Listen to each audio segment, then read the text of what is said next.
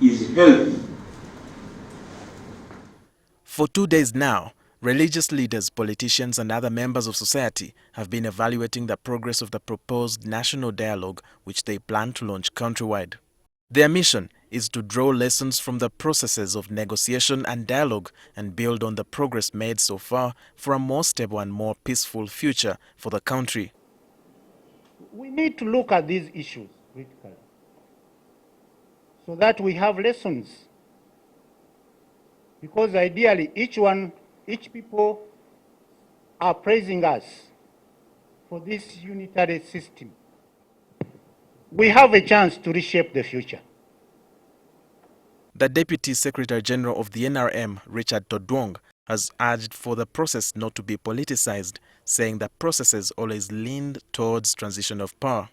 But we know Museveni has been a very key player in the region, and as we manage that process, there are people who see him as God to them, and they are very interested in what takes place in Uganda. The other thing is we need to manage greed. During the debate of a transition, those who are in position of leadership might want to collect as much as possible because they don't see them coming back in the next government. We have seen this.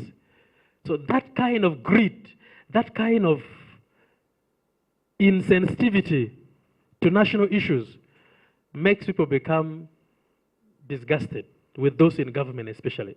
Todwong expressed discomfort about how some government officials get away with crimes like corruption and embezzlement of resources, adding that these are some of the reasons that will make the NRM party fall out of favour.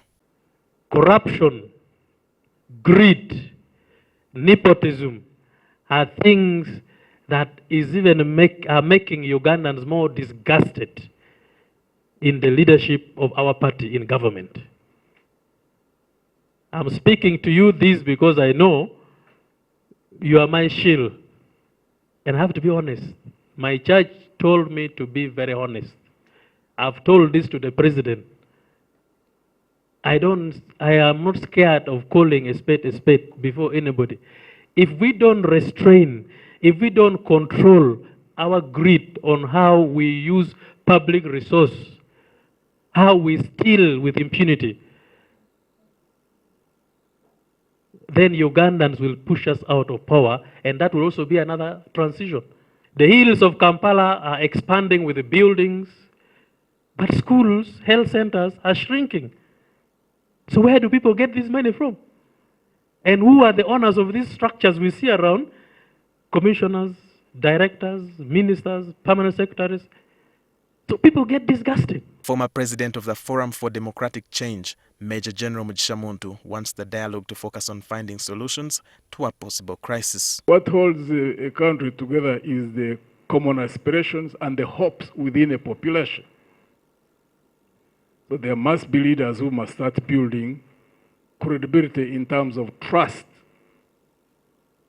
in our population, and also would have to speak and act in concert in the event of such a scenario. Because what holds people together is hope. Uganda's 56 years of independence can be best described as a record of progress, missed opportunities and unfulfilled promises. However, the country has made progress in many different human endeavors. One of the biggest challenges is that it is still held back by a history of turbulence and a fear of the future, which the Inter-religious Council is working to clear. Walter Mwesije, NTV here in Entebbe.